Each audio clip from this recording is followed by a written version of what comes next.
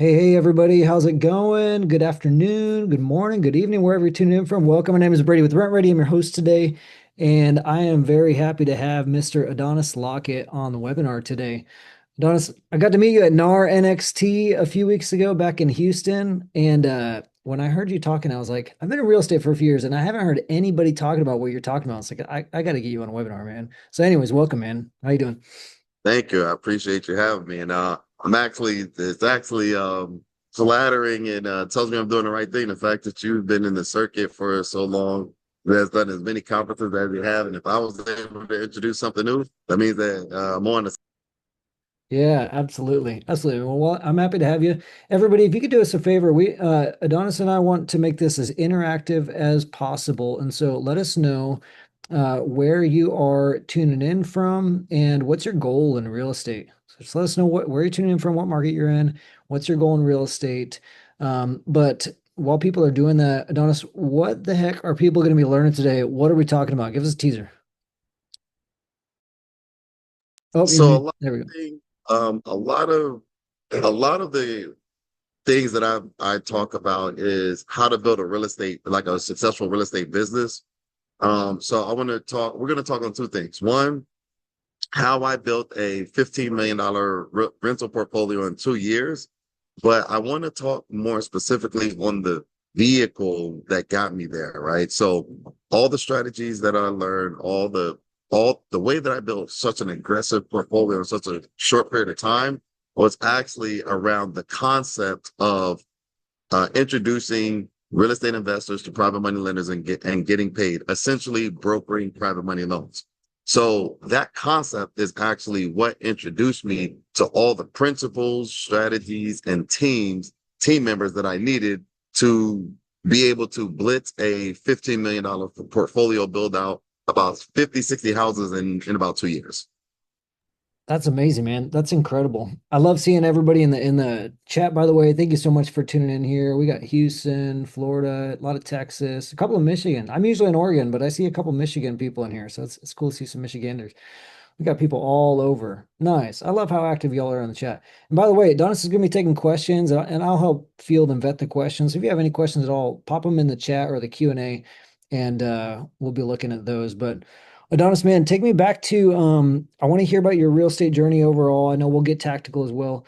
But you have worn like every hat in real estate. And so take me back to before real estate and kind of all the different hats you worn so people can understand. Yeah, absolutely. So my background is actually electrical mechanical engineering. Got my degree and I never planned on being an engineer. Engineering was always going to be my fallback plan. Didn't know what I was going to do. So I actually bounced around a bunch of the big government defense companies. I worked at NASA, worked at Boeing, Lockheed Martin, Northrop Grumman, Caterpillar. So my thing was like aerospace and government defense. And my last job at corporate, I did testing and failure analysis for the rocket propulsion system of missiles. So essentially, I would test missiles, go to into the middle of nowhere, and then blow stuff up. So I had the coolest like job, but I'm the classic example of a guy who loved what I did, but also made me hate my job. So he literally just made coming to work torture, and it got to the point where I was like. I decided to get into real estate. This is back in like, I'm about to date myself, but this is back in like 2009, 2010. Started looking into real estate. And then, I jumped into my first project. And in 62 days, I made more in 62 days than what I net in a year as an engineer. And probably about 2 months later, I put my 2 weeks notice in from Lockheed Martin as a rocket propulsion test engineer, quit engineering, and have been in my real estate investment company since. Now, so as cool as that story may sound, I was the perfect example of the best and worst case scenario. What leaving corporate with my first job, my first deal, 60 days, part-time being a home run, gave me a false sense of reality of how easy real estate was going to be. So I was like, if I'm making $80,000 part-time, imagine what I could do if I did it full-time. And that was such a flawed way of understanding stuff. So since leaving corporate though, what I realized was that you need multiple verticals. Just flipping houses wasn't it. especially in like 2011, 12, 13. So you need multiple revenue verticals. So since leaving corporate, I own a mortgage brokerage. I launched a real estate brokerage. I own a property management company. I own a wholesale company, real estate holding company, a fix and flip company. I own a private equity fund, and I am a private money lender. I have personally, so I'm not a team or like a team of two or three. I'm a solo act for pretty much my whole professional life. I've personally flipped 132 houses. I've wholesaled over 300 houses. I have about 60 something, 69 rental properties, 3 apartment complexes, and I have participated in over 10,000 private money loan transactions. I mean, I have had, at one point, there was almost 20 agents in my brokerage and my real estate brokerage. I mean, I live in everything real estate investing. And I will tell you, in addition to all the business ventures that I had 11 offices in 9 states. And all the business units that I have and all the locations, um, the lending division made more money than every business unit and every location combined with a fraction of the effort. So that's where I have a very simple saying for anyone who wants to get into real estate. When you understand the money, you understand the business. So every office that I opened up, every business unit, every venture, it all centered around you got to start with the money, and whatever direction you want to go, you venture out. But the foundation of every location, every business, and what I tell everyone, the foundation of your real estate investing business should be understanding the mechanics of private money loans. That's amazing, man. Yeah, you really have worn every hat. What was oh good, we already got some good questions in the chat. What were the your favorite things and the things you dreaded? So what was the first question? What were your favorite things along the way and which parts did you dread? So my favorite thing was deal structuring. Like when I would get a deal. So my thing was like when I walked into a house that I wanted to flip, like I'm like Neo with the Matrix, right? Like everything turns green. I could see the entire house hollow out, and then I could see reconfiguring rooms. I could see, well, listen, this is a lot of useless space. So I just always had a thing for just, seeing the inversion or the big picture. So I loved when I was flipping the whole reconfiguring a house. When I got into wholesaling, I loved the whole just being able to share that vision with someone who walked in and be like, oh, I don't see this house is busted. And then they're like, no, let me just open this wall and reconfigure this room. And then when I got into the lending side of it, what just made me just really dive in and latch on was that just structuring deals, like hearing someone come with a deal and be like, hey, well, what if we kind of move this here, or what if we structure the loan this way, or kind of adjusted the rehab budget here. So I always been a big advocate or a big fan of like how I can just tap into my creative juices, and then went from flipping houses to showing in buyers or investors division, ultimately to constructing loans. And then once I really understood the mechanics of money, I started, telling the people I was loaning money to, hey man, adjust your buying strategy to the availability of money. So a lot of people who buy rental properties or flips, they go based on the neighborhood they like. They go based on, all these things. And my position to them is like, don't buy in what you like, buy in what the economics tell you will be they give you the best return on your time, money, and effort. And so that's kind of what got me down the rental road. I mean, I flipped for 7 or 8 years before I bought my first rental property. I flipped maybe 60 houses before my first rental property was ever bought. But in that time, what I started doing was I was buying in neighborhoods that I liked. I was buying in areas that I liked. And it didn't really, like, if I didn't make that much money, it doesn't matter because I love driving and I love the warm feeling. And then it got to the point where I started buying where the economics made sense.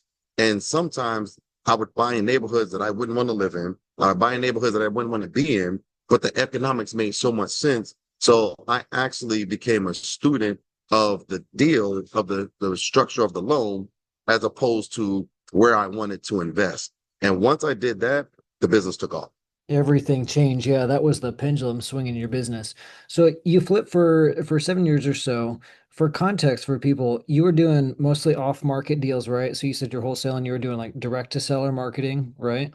Initially for a No, while. I mean, well, off market and on market. Because the Okay. thing is, like when you know how to navigate the deal, on market deal means you just got a little bit more, you got a lot more competition. But again, I made it a point to get real chummy with my private money lender, and I treated my lender like my partner.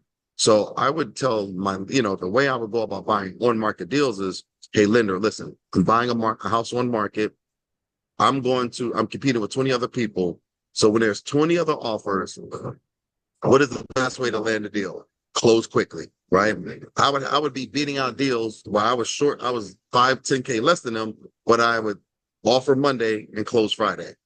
So me being very strategic about how I bought, I could buy off market and on market just the same because I made it a point to get really solid with my lender. So when I needed to be competitive in pricing and timeline and cost, my lender was there to make it. Okay, nice. And then when you started buying in different places, were you buying in just different neighborhoods or new markets altogether? All deals were done in the Dallas metro. And so I favored, neighborhoods. Um, And then as deals became available, I had a very simple system. I put it in my little Excel deal evaluator. If it gave me the green check, I rolled with it. So I broke into a lot of new neighborhoods just by, neighborhoods and subdivisions, parts of town I even thought about. When that green check hit, I was like, guess I'm buying in a new neighborhood. Yeah, it must be a good calculator. Just a lot of faith in the spreadsheet. But listen, Cool. I'm an engineer. Like I live in spreadsheets, so Yeah. it made sense. It made Yeah, I love that, man. Well, we got some good questions in the chat. I'll take a couple as we go, and everybody don't feel like you got to hold off on the questions. Put them in. If I don't get to them right away, we will ask them at the end here. But I'll take a couple, and then I'll pass it back over to you, Adonis. I want to talk about networking, relationship building, that sort of thing. But Levi Pearl, thanks for chiming in. He says, how did you manage to do so many things at once? All those real estate businesses. the right people. Hmm. People, processes. So so at all these engineering companies, my main role was process improvement, figuring out how to make one process more efficient over and over and over again. So I could run, like, at one point, my lending company, a 5-person operation, I could run more efficiently than 5 people by myself because I was heavy in automations and processes that reduce manual effort and lean heavily on automation and and sticking strategically to very aggressive processes. So the right one person can operate more efficient than 10 C people, and the right processes can make one person operate like 5. I love that. That kind of leads into his next question was like, how do you scale? How do you know how much you can scale without getting overwhelmed? So you don't even think about scaling until everything is optimized, until everything is efficient. Well, here's the thing. I have a very simple philosophy. I and my team, before we bring on another person, we need to be bursting at the seams. Essentially, my philosophy in my company was one person should be doing the job of 2 people. And what that means is that I get a lot of pushback on this. Well, isn't it kind of irresponsible to have one person run the function of two people? My first thing would be then I need to build out processes efficient enough to where one person can do the job of 2 people.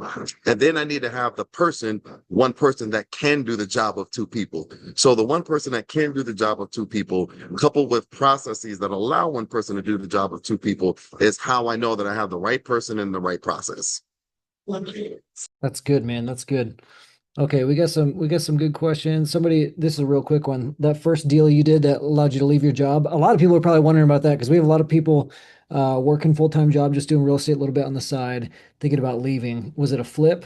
Was it a wholesale? What was it? It was a flip deal. It was a very, very basic flip. I mean, I'm talking about the rehab took maybe 2.5 months. So Okay. I bought in November, finished the rehab in the beginning of December, went on the market mid-December, sold at the beginning of February. So it was probably a 60, 75-day turn. Okay, that's good, man. Well, we got some really good questions. I see y'all's questions. We'll come back to the questions a little bit. Adonis, I want to make sure we have time to get into private money because that's what everyone's here for. Maybe before we jump into private money tactics, it might make sense to talk about like your approach to relationships, maybe like what your most important relationships are in your business. Repeat that question. Maybe what are the most important relationships in your business? What are the most important relationships in the business? Yeah, in your business specifically, yeah. And, and what are the most important relationships in my business in regards to the who or the how, or give me more context to that question. Getting money. If you're a landlord looking to get your next few rental properties and you're wondering like how to fund them, what are the most important relationships for you? The my most important relationships as a landlord was two. My contractor, number one. Well, I'll say three. My lender, my contractor, and the housing authorities. So every single one of my properties, Section 8. So when COVID hit and everyone couldn't evict and no one could foreclose, I got 68 rent checks every single month, uninterrupted. And while everyone else was just losing their stuff, I was on the beach kicking it. So what I made it a point to do is once a week, I would take donuts up to the housing authorities and I would say, listen, I would go and say, hey, I got two properties that need to be rented out. They're like, sir, we can't help you. We can't market your properties for you. Here's some donuts. Well, we got one family that just came through and conveniently, I would get a phone call or email. So the first thing is my lender being important was because every time I wanted to buy, he made sure that he subscribed to my operation of how me buying quickly, making sure the loan was structured properly. My contractor was able to come in and turn these houses in 2 or 3 weeks. Like if we made it to 4 weeks on a renovation, we were having conference calls like, what the hell, man, what's going on? And then the housing authority made it where my relationship with the housing authorities, I had a wait list. So I was getting lease agreements executed while the house was still being renovated. When I bought a house, there were several houses that I would take this list of tenants to before we even started the renovation, explain what the end picture was, and I would have lease agreements executed before I even purchased the house. The whole thing was processes, right? My process was find a house, subscribe to the economics, understand who my audience or who my target is, walk them through my house, have my tenant built in. So my lease agreement was executed. My 3-week renovation, my lease agreement was executed on week 1. By the time I got done with the renovation at week 3, the tenant was moving in on week 5. The refinances was happening on week 6. That's wild, man. That's wild. Yeah. It's interesting. A lot of people are like, I was just having a conversation with somebody on our team the other day about Section 8. And a lot of people are just like, they don't know enough. It's just too mysterious. They're overwhelmed. They don't want to get into it. But I'm sure when we're going through a pandemic, you were pretty glad that you had Section 8 rentals. I'll tell you right now, the number one Achilles heel of people in our industry is that instead of doing the proper diligence, everyone goes off of stigma, goes off of hearsay and make decisions. And the biggest mistake that our industry makes is just lack of research and understanding like intimately processes and the way certain things operate. And they let a stigma block their blessing. They let a lack of doing the necessary research or grunt work, prohibit the next person from moving to the next level. And most people, if you just took the time to take a step back and really do the research about a lot of things, you'd be surprised at how much you discover and how much easier your business became. Dude, that's gold. Yeah, how many times we let like a stigma or rumor get in the way without actually doing a research? That's really good advice, man. Um, okay, so let's talk about private money. I see someone in the chat saying I have 9 units, just currently saving towards my next 20%, trying to be patient. A lot of people trying to get their 20% to lock in their next rental property. Um, what are some of the things you wish like the average landlord would know about private money and trying to fund their next rental that they probably don't know? So first thing is one, use private money loans to fund, or I'm gonna say this as two parts. If you have a rental property that's in a conventional loan that's showing up on your credit, you're doing it wrong. And so conventional loans cap you at 10 total properties that you can have. You've capped out. Um, on the private side, those 68 houses, I had 68 mortgages. Not one of them showed up on my credit. Not one. That means that my 15, $20 million net worth on paper, when I applied for any credit, I had $15 million of real estate with 2 credit cards and a car payment. I got approved for everything. So on the private money loan, and the private sector does offer 30-year fixed rate PITI loans.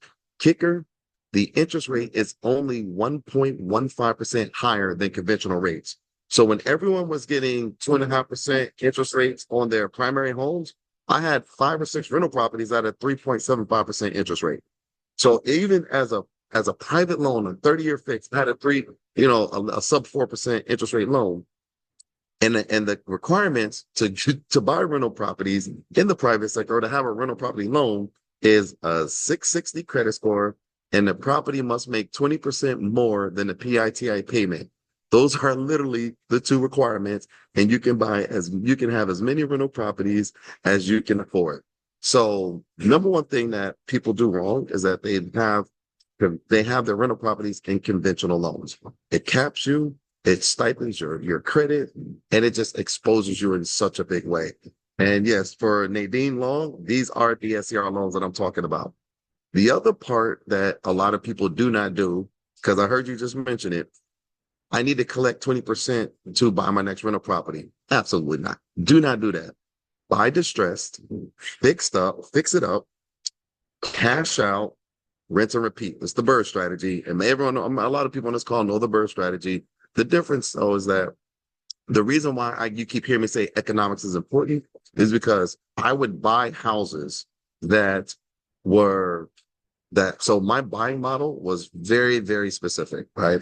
I would find, for now, I'm based in Dallas, Texas. So I want to let you guys know, every time I put this out there, I get everyone hooting and hollering about, oh, the strategy doesn't make sense and da da da da da. So let me explain.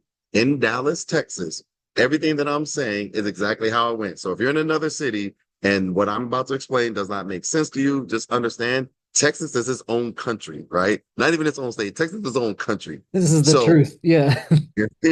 so what I did was I would buy houses, 2 bed, 1 bath houses that had 1 or 2 car garages, right? I would take those 1 or 2 car garages and then I would convert the garage to living space. So a 2 bed, 1 bath house with a 2 car garage, I would make a 2 car garage. The average is about 440 square feet. So I would take a 2 bed, 1 bath, 1,000 square foot house, convert the garage to another 2 beds, 1 bath. So I took a 2-1 2-car garage and made it a 4-2. The 2-1 was 1,000 square feet. Now it's a 4-2 at 1,440 square feet. So I would buy a house based on a 2-1 price. The wholesalers were selling it to me at a 2-1 price, and then I would refinance it based on a 4-2. So not only would I be able, so now when these wholesalers would sell it to me, they would sell it to me that I'm just throwing random numbers out here. Well, let's say they would sell it to me with a 200K ARV. So I would take this, convert it to a 4-2, and now the ARV is 300K. So not only would I have 100K of forced equity, I would cash out 100% of the money that I put in, and then I would cash out another 10, 20, 30, 40. Yes, that's me. If you've seen that clip, I'm that guy. I'm the guy that was on that clip that went viral. Yes. So I would take the 1,000 square foot house, make it 1,440 and a 4-2, and I would literally cash out 20, 30, 40, $50,000 per house.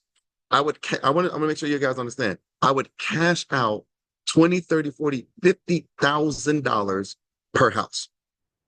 That's wild. And I just did that over and over and over again, just like this.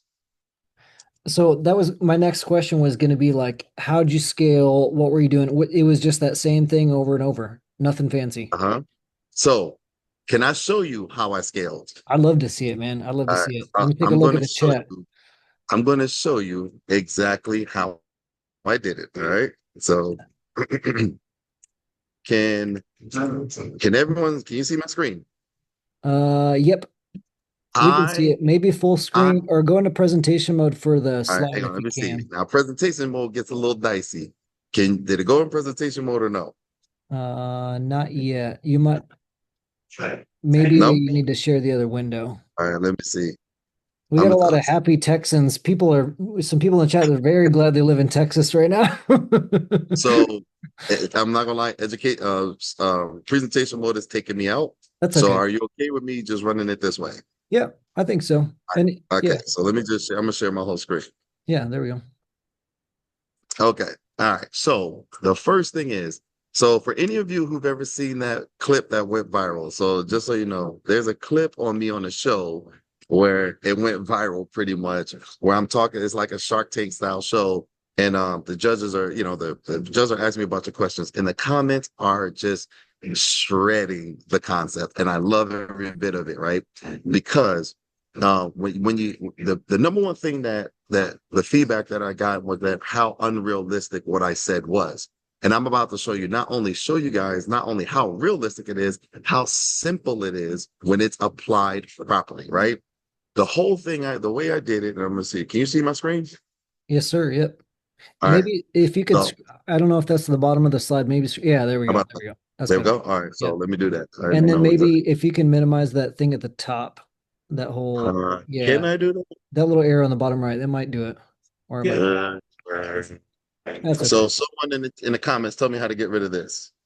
I need someone Okay, smarter than so me. I think we're good while though. we're doing while we're waiting on that, the way I built my rental portfolio was by brokering private money loans. Brokering private money loans is how I did it. And I know that seems like it's so far left field, but this is exactly how it went. The concept is super simple. So let me pause real quick and tell everyone this. I did not start out with $1 million. I did not start out with hundreds of thousands of dollars. I started building my rental portfolio with $0. And let me tell you how that happened. When I was flipping houses, I was killing it flipping houses, except every time I sold a house, 6 weeks later, I was broke. So when I flipped my 59th, 60th house, a month later, I was broke. And I was like, all right, this ain't it. I gotta keep flipping. I'm just a slave to these transactions. I need residual money. I started buying rental properties. So the way I created my foundation capital was brokering private money loans with this simple concept. Introduce a real estate investor to a private money lender and get paid. Introduce a real estate investor to a private money lender and get paid, aka brokering private money. How that turned into me building a rental portfolio, it's very simple, right? First thing is, by the time I got to the point where I flipped all these houses, I had a really big presence in Dallas. So let me explain how I learned about brokering money. I'm telling everyone I went on a conference, I'm on a panel explaining how I'm killing the game. I'm wholesaling, I'm flipping houses, I'm doing all this stuff. And then one of my wholesale deals, the buyer ended up having a financing fallout like the day before closing. So it was a bust. So I called the buyer. I'm like, hey, listen, my lender has funded like 50 of my deals. We can close in 3 days. Call them up. We'll get the deal done. So called the lender Thursday. We funded on Monday. The very next deal, that same lender was doing the deal for my buyer. Called the buyer. I was like, hey, listen, not even 2 weeks ago, this lender flopped at the table. Call my guy. Boom. So 2 deals back to back. Call my guy. So I'm on stage telling everyone this story about how, listen, you got to be resilient when the deals fall apart. Having relationships, I connect with my lender, deal close. So I get off stage, and the guy walks up to me and says, hey, Adonis, man, great story. How much did the lender pay you for sending that referral over to him? I was like, come again?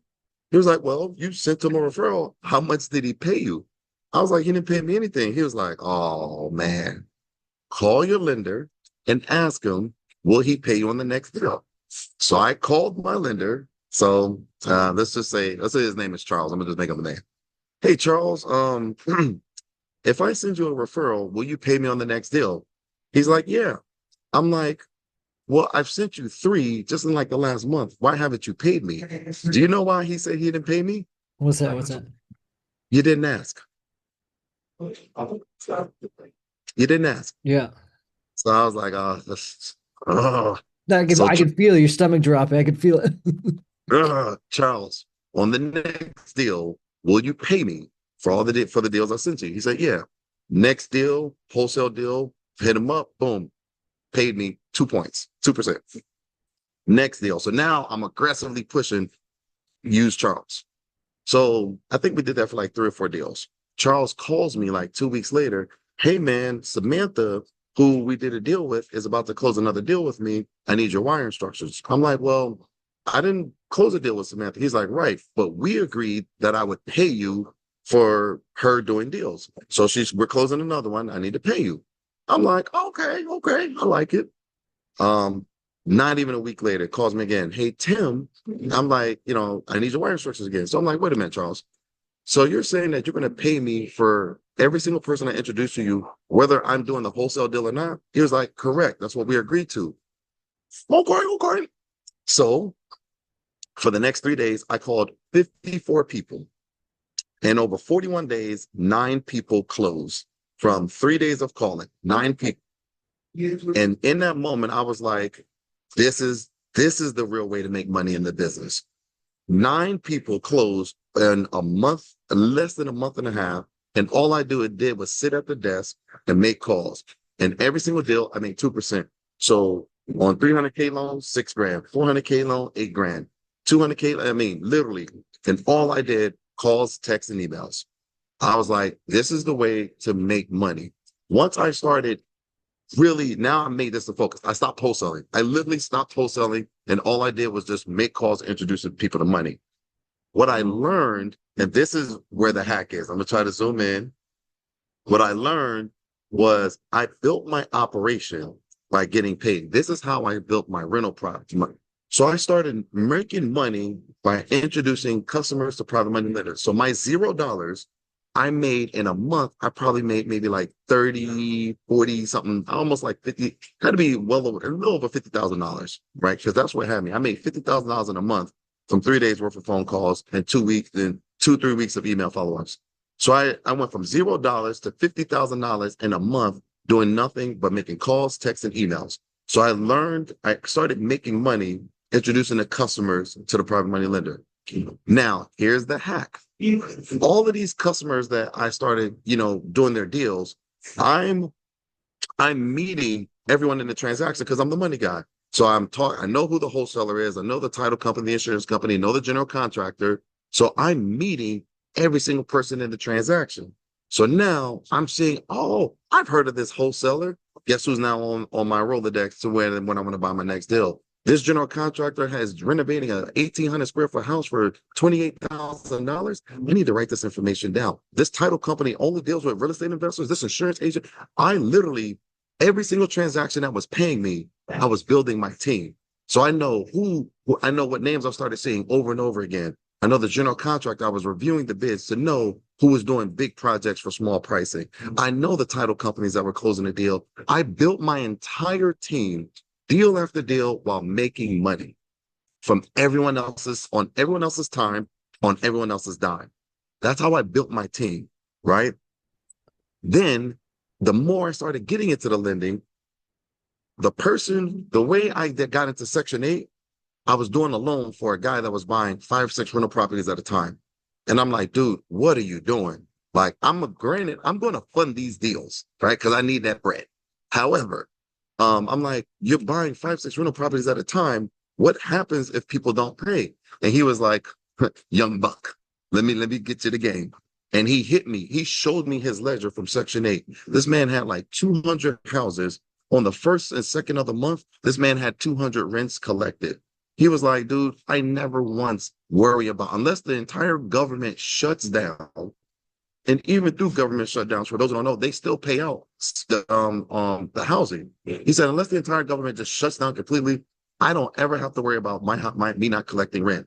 My customer, who I was making money on, introduced me to the concept of Section 8. One of my customers, who was flipping 3, 4 houses a month, introduced me to the concept of converting garages. His thing was he converts the garage and adds a $1,200 carport right at where the garage is. Go to Home Depot, $1,200, 2-car carport. So you got covered parking, but you increase the size of your house, 440, 450 square feet. So you did not lose covered parking, but you gained 440 square feet on each house. My customer, who I got paid doing his deals, taught me the garage conversion model. My customer, who I got paid, taught me the Section 8 model. My customer, who I got paid on, taught me how to buy my apartment complexes, taught me how to source them, how to qualify them, how to review them, how to know if they were declining in an declining market. The people who taught me all of my strategies were the people I was getting paid to do their deals. Are y'all following me? When I think about the concept, the one thing, I haven't read the book, but I think it's by Keller. What's the one thing such by doing it will make everything else easier or completely unnecessary? This is the one thing. It's the domino that gives you all the other relationships that everyone else is It struggling to gives find. you, because now, and now mind you, I want y'all to look at my spindle. I was making money, right? While building my team, while learning the strategy, while now knowing who to buy my next deal from, and then continuously streamlining my strategies from the very people who were paying me. So while I'm sitting at the house talking on the phone, most a lender is like most people's barber or beautician. Man, I have my customers telling me their life story. Now, here's the other thing that people don't know about. The thing about investors, they cannot tell you all the trials and tribulations they went through to get where they got. Look at me. I spent 10 minutes talking about, yeah, I did all this and this, and this. What I learned from my customers is everything they did right and everything they did wrong. So the beauty about this model was that I'm listening to 10 years, 20 years of experience tell me where they knocked it out the park and where they crashed and burned. So now I know what to do. And now I know what not to do from the most experienced people in the game while they're paying me. Then I would talk to the lender, and the lender would tell me why every single deal was risky. So now I got the lender saying, nah, man, the customer would be like, this deal is so amazing because of blah, blah, blah. The lender will come on and be like, no, this deal is risky because blah, blah, blah. So I'm learning why the deal makes perfect sense from the customer. I'm learning why the deal is super risky from the lender. I'm learning both perspectives of every single deal, every single transaction while I'm getting paid. I think that's the That's closest thing to a time machine. This is speed up the dude. learning curve. So it's insane. My customers were my team building, my deal sourcing, my learning experience. My customers paid me to learn from their life mistakes.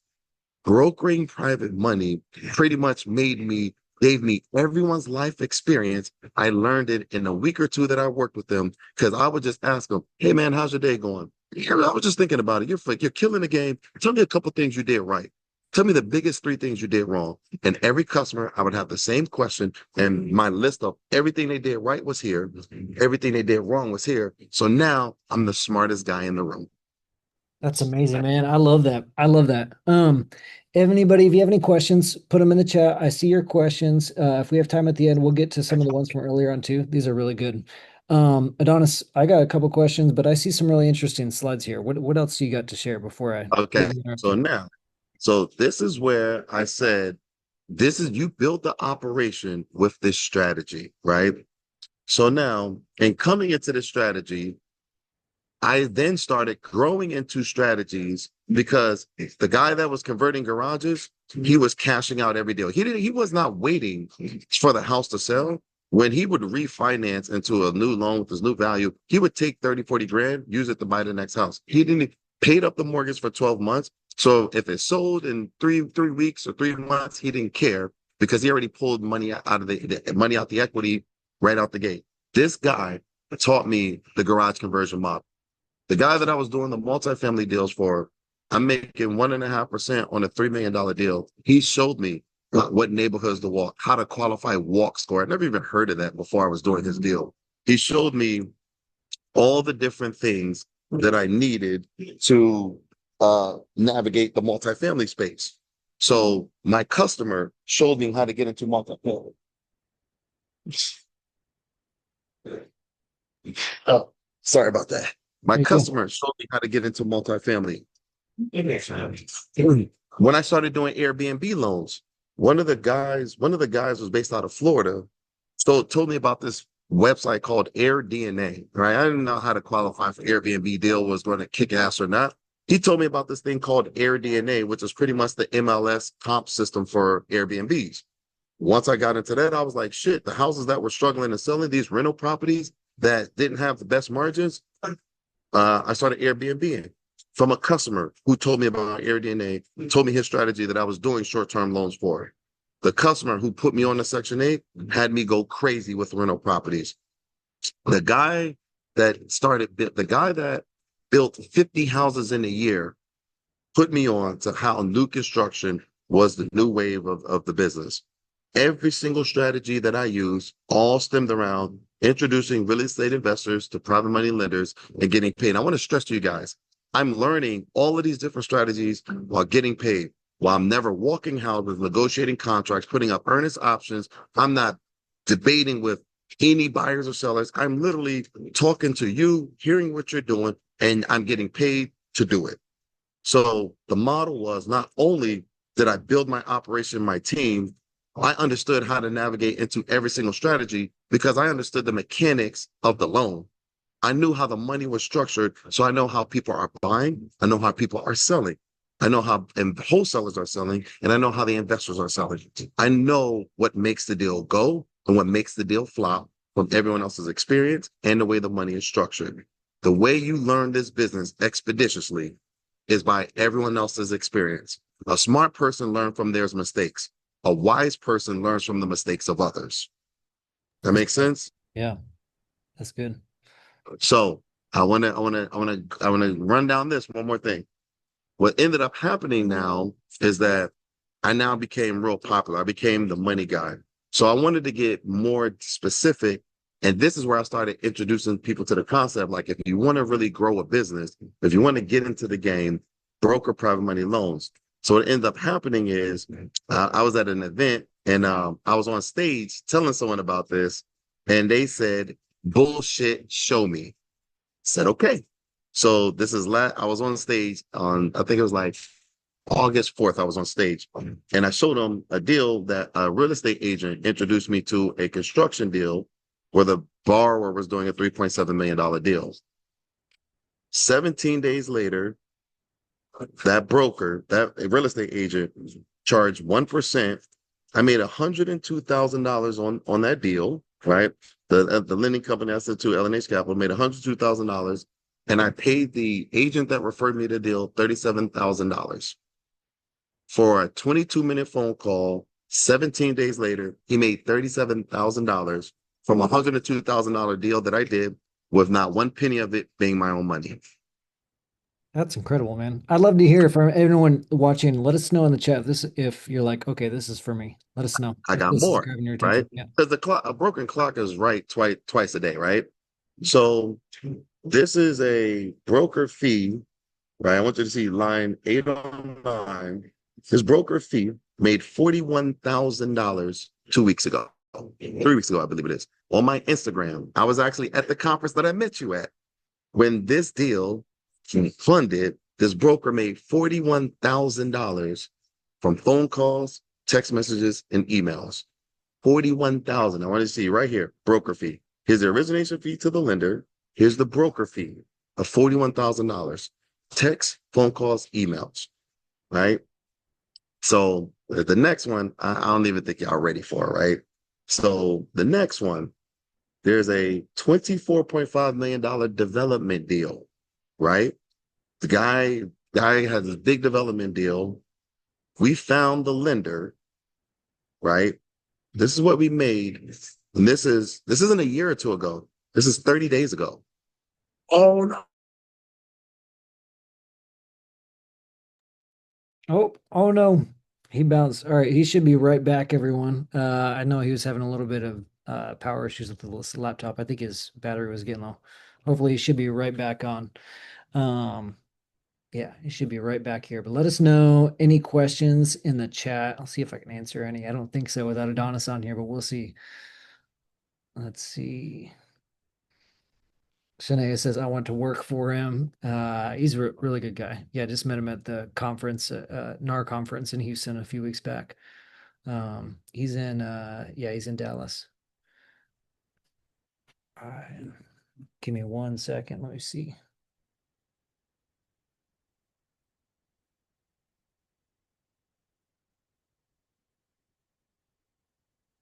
Bring him to BPCon 2026. That'd be pretty cool. It was Dr. Cool says which conference? It was NAR National Association of Realtors, NXT. There were about 9,000 realtors at the conference. Huge conference. But just stumbled on while I was there. Cameron says, can you use Rent Ready for Section 8? Yep. We actually have a one of the guys on our team, Jose, out of Los Angeles, has a Section 8 property and manages it with Rent Ready. Good question. Nadine says, I'm a mortgage broker, real estate broker, and investor. Definitely for me. Feel like I stumbled upon this on a very small scale, but never have I met anyone who would be willing to share. I know that's what blows me away. He had told me like once he learned this concept, he realized like the whole finance industry operates on this, but most people just aren't sharing it and talking about it. Carlos says, can we get a copy of the slides? Possibly. Let me see. Let's see. Brian says, I use Rent Ready with Section 8. That's fantastic. Give me 1 second, everyone. I'm gonna put my audio off for just a moment, and oh, there he is. He's popping back in.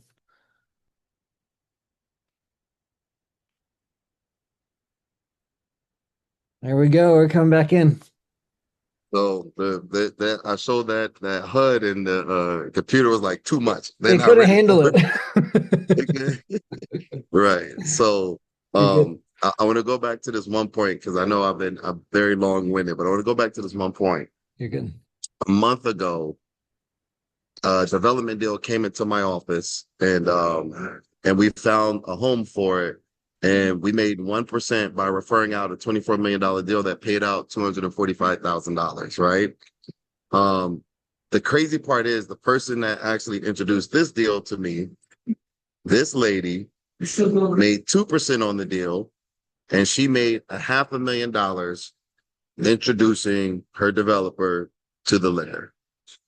So now, by just natural progression, it's only natural that now I start looking into development because, now that it's crossed my desk and I spent 4 or 5 months learning about development loans, it's Yeah. next on the wheelhouse. So I'm saying all that to say that what the number one thing that I've learned behind everything is that when you position yourself to be amongst, when I was doing my thing, I was this guy here. I was a guy, killing the game until I got on the world stage, listening to the best in the business do it. And when this guy is teaching this guy what he's doing to get here, it's only a matter of time before this guy becomes this guy. So I say that to say, anyone, please follow me on social media. I'm going to do my plug now. Adonis Lockett. I put out tips every single day about what to do, how to do it. I put out tips like you actually on my social media, you see me walking houses. You see me mapping out how to convert the garage. You see me where I'm going to put the bathroom, the bedrooms. Like I walk it all down top to bottom, and every single thing that you need to do and want to do to build the business, I put it out on my social media a couple times a day. So I love that, man. I love that. Thank you for sharing. I got a couple questions. I know we got some in the let's go. chat, so we'll hit them. We got a little bit of time. One of the questions I had is you brought up AirDNA and Airbnb short-term rentals. How do you decide what the best use case for a property is? Short term, medium term, long term? So any property that sits for a while, and everyone's a while is different, right? When I didn't have a tenant in place after 2 weeks, I started getting fidgety, like, man, we need to do something different, right? So, I always like to, have a plan B in the event that the market softens or it aggressively shifts. So, when I would have a property up and the market was telling me that, man, the tenants just don't want it. So that's when I would start considering Airbnb, room renting by the rooms type of thing, or just changing the strategy altogether. Yeah, When a house would sit on the market for sale and it wouldn't move, I would consider maybe I should do something different. So I always just think I pick my threshold. How long before I start looking at an alternative strategy? And for me, it was 2 to 3 weeks, and I'm looking at something different. okay, nice. That's good. I've seen a few questions pop up about the Adding on carport garage conversion. Texas is really lenient when it comes to construction, right? Like there weren't any fancy hoops you had to jump through besides just pulling permits. So mind you, right? I'm doing rental properties, right? So the rest of those conversions match the rest of the house. So I hated to my core the lipsticks on the pig model. I would do full renovations. So when I'm doing a full renovation, the garages would match the rest of the house. You'd never know that the garage wasn't part of the original build. And mind you too, I'm not able to get top market on that value unless I do a full renovation. So when I was taking these houses on, I'm talking about I was replacing the HVAC system because if you're adding 50% to the size of a house, you got to upgrade the HVAC system. You got to upgrade the electrical. You got to upgrade the plumbing. So essentially, I had to redo the whole house because by the time I made the house plumbed, powered, and heated for the right house, I'd spend more money trying to retrofit it than I would just replace it. So and mind you, and that's why it's important to match with your lender and get your lender on the same team. My lender knew that I was converting 2 1 2 car garages to 4 2s. So they were basing the loan off of an ARV of the completed project of my 4 2, not the completed project of my 2 1. So my lender was in sync. He knew what I was doing. And because he knew, he was very aggressive about getting my deals out quickly. And then on top of the fact, I was performing. So here's another hack I'm going to give all of you. At one point, I was buying 5 6 houses at a time. I'm running 5 6 constructions at a time. The one thing that I did was partner with a lender that made it palatable. So the reason why you keep seeing L&H Capital in there, L&H Capital, that lender, no mortgage payments on fix and flip deals, and they would advance me the rehab budget. So when I'm buying a house, I didn't have to worry about juggling 5 mortgages or juggling 25, 30, $40,000 renovation budgets. Because when I did that early on, I bled out quickly. And then I got into this computer to pay Paul thing. L&H Capital, I would buy a fix and flip. All mortgage payments were rolled in. So I did not have any carrying costs. The rehab budgets was advanced. So I would literally, once I bought the deal, the lender paid for everything. So I did not have the crunch of monthly payments. And I did not have the crunch of shuffling money for contractors, 5 6 projects at a time. That hack is how I went to volume. That hack is how I went to scale. That's amazing. I know some people's ears are perking up now. We got some other good questions. I'm going to prioritize the ones that are like closest to private money, closest to the topic, even though all these are great questions, y'all. Do you offer Um, piggyback lending? Yes. yeah. We're okay with Cobra. Right now, we're a full functioning shop. So yes, if you have deals you want to broker, yes, we do work with that. Okay, nice. What about the one above it? How much money should I leverage for my next property, and how many properties or how big should the next investment be? What should my ratio look How like? much money should I leverage for my next property? And the other question was, How it's kind of three in one. How many properties, or let's do this. How much money should I leverage for next property, and how big should the next investment be? I'm not sure what he means by ratio. Terrell, what should my ratio look like? 1 to 1 or 1 to 3, 1 to 5? so what I did was I was very dialed into my buying, right? So my buy was like this. Whatever I'm buying, I know I got to put 10% down plus closing costs, right? So I qualified everything. How many deals do I need to close to for me to afford my next deal? So I went and brokered 2 3 deals to get my 30,000 bucks, 3 4 deals, however many long it was. So I didn't. I focused on anytime I wanted to buy something, I need to go broker a deal, make money. So now I'm not tapping into life savings, tapping credit cards, etc. The way I would have you answer that question is depending on what city or state you're in, get a feel for where your risk tolerance is on your purchase, and then go build your foundation capital around that and be okay with it being tied up for 3 6 8 months. Because if it's money that you're just going to be banking on in March or April, because the deal got to go perfect for you to get your money out, don't tie it up. I would tell everyone, broker a few deals, get some foundation capital that doesn't tap into your day-to-day living, and then use that as your baseline to buy your next property. Use this model, cash out on the refinance, and use that as your baseline for your next couple properties, and just rinse and repeat that model. I love that. I love that, man. We got one person raising their hand. Crystal, I'm gonna let you talk here. We'll see if this works. Crystal, if you got a question, and then we'll pop back over to chat. We'll give her a couple seconds. Crystal, you might need to unmute. We'll see if this works. I'm not probably the most Zoom savvy person. Oh, here we go. What you got, Crystal? Oh, maybe. That's okay. Maybe she got a. I'll look at the chat. Oh, no worries. She said didn't realize her hand was raised. That's okay. That's okay. Let's see. Let me take her off. Hide. Okay, there we go. There was another good one. Oh, what resources do you use to fill vacancies that are Section 8 eligible? How do you go about that? Getting One more tenants. time. How do you get tenants for What Section 8? you said? How do I get tenants for Section 8? Yeah, they asked what resources do you use to fill vacancies that are Section 8 eligible? Create an account on affordablehousing.com. That is the pretty much the Section 8 tenant nationwide. Then I would find all of the local Section 8 or affordable, they're called affordable housing now. Find all of the affordable housing offices. So there's the city and then there's the county ones.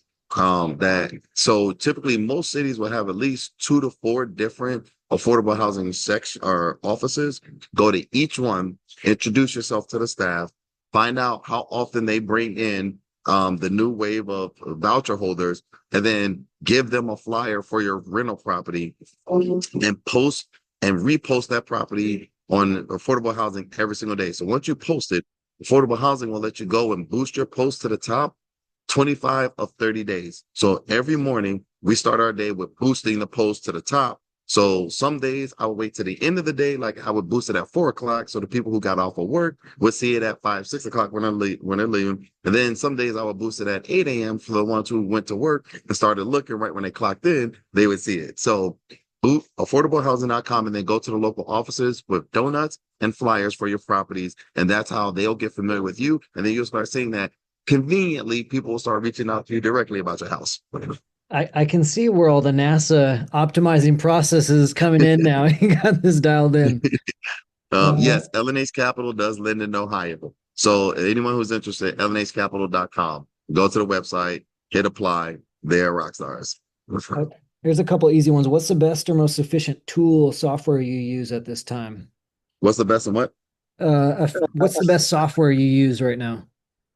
Software for I use 2 software. I use pretty much 3 CRMs for managing everything. So I use my loan origination software for the loans and stuff.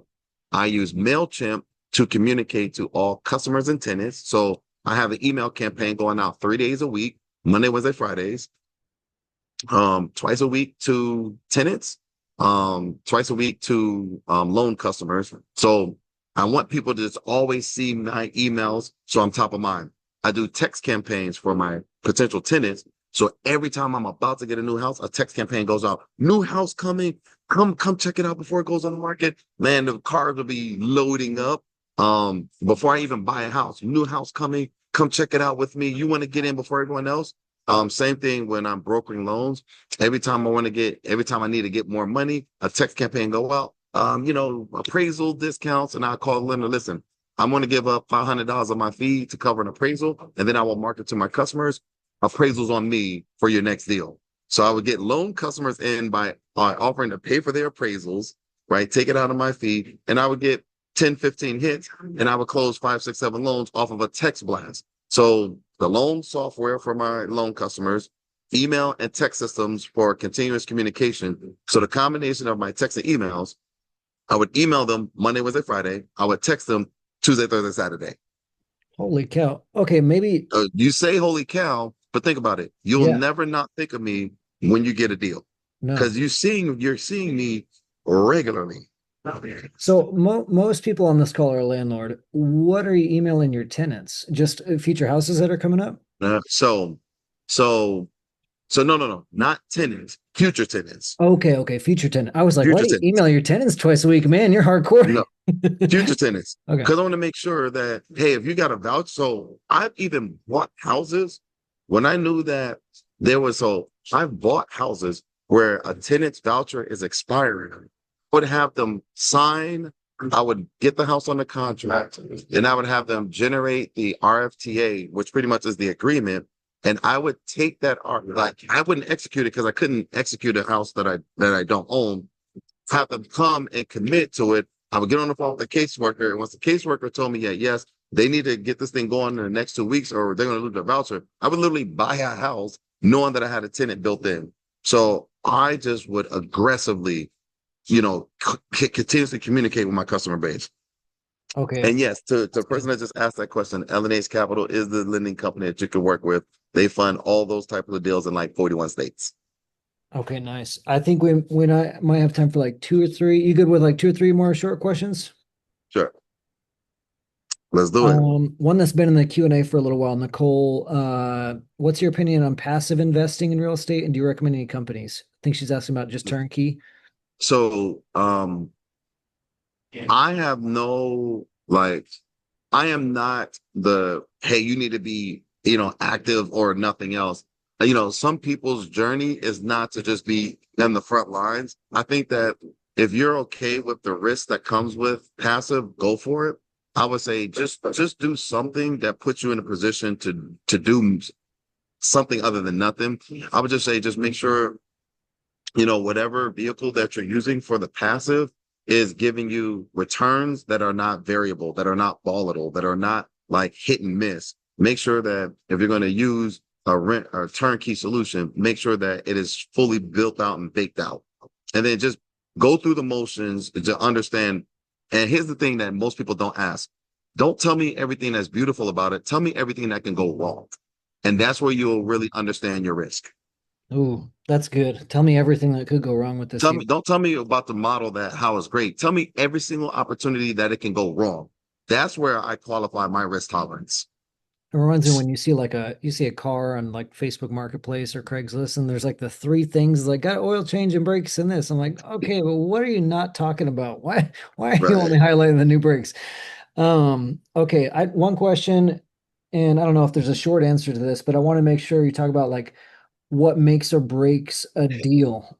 Um, I know we were So talking about that before.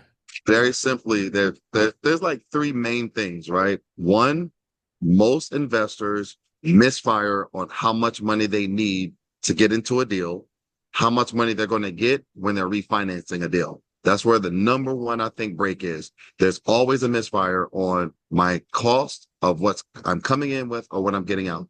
Number two, there's a lot of misfire on what the actual costs are going to be. I got a project for 40,000 and I'm going to spend 40,000. You're not, you're going to spend 48, right? Um, a lot of deals go sour from misfire on values, right?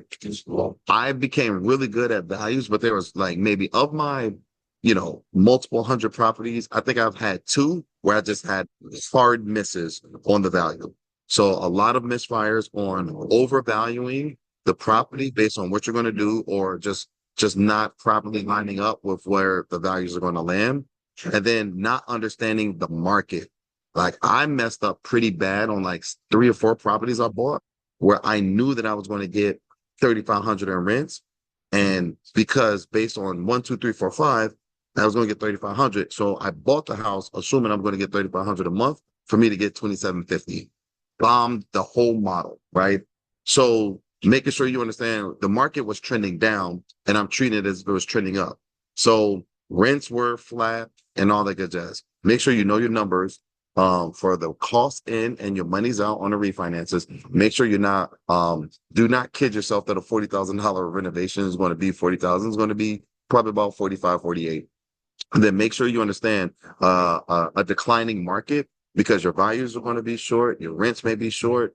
And just make sure that you're dialed in, you have buffers for all of those numbers so that you don't end up holding the bag and upside down on a deal that takes you off the business. That's good advice, man, especially on your buffer. Like, account for more overages and then add a buffer. Like, I built a house during the pandemic. I know all about going over budget. And you talk to any Right. good general contractor, they'll say, "Hey, add 10% to your minimum, but add in like 20, 25%." Added like 25. Yeah. Tashana, you got a lot of good questions. Hit me up on follow Yeah. me on social media. Let's talk. I've said you got some really good questions. They're great. Please, everyone, if y'all got questions, me and my team are ready to answer any of your questions.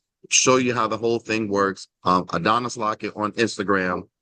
So please hit me up, and I'd love to be able to just kind of point you guys in the right direction and continue to show you guys what I did and how I did it. Yeah, I appreciate that, man. Thank you for hopping on. I know we could just do questions all day, but we got to roll. Everybody, I just want to give a real quick teaser. We're doing another webinar. We're going to be trying to do these 2 times a month. We got one coming up January 8th with an amazing economist, sort of a state of the market webinar. It's going to be really good, talking about what's going on in the housing market and the economy. You guys are not going to want to miss that. So keep an eye on your inboxes. January 8th, that's coming up. But yeah, give Adonis a follow and let him know in the chat. Tell him thanks for hopping on. Let us know your takeaway and just show your appreciation for Adonis hopping on with you guys. Yeah, thank you, man. Great. I get so many good nuggets out of this. So good. Thank you. Thank you. So, and that's the thing too. The education program, I compress this in an hour. The education program is 30 hours of this. So I literally just clipped notes a bunch of it. But so if anyone is interested in really like getting in and having me and the team work with you, this is what we do. This is what excites me. I wake up out of bed every single day excited to do this. So I would love to be able to extend this to anyone who's interested. Yeah. So I really appreciate you having me on here as well. Definitely appreciate it. Yeah. Thank you, Adonis. All right. Thank you, Yes, sir. everyone, for hopping on. Thanks for hanging out. We will see you guys on the next webinar in January. If I don't see you then, have a wonderful Christmas, happy holidays, and we will see you all later.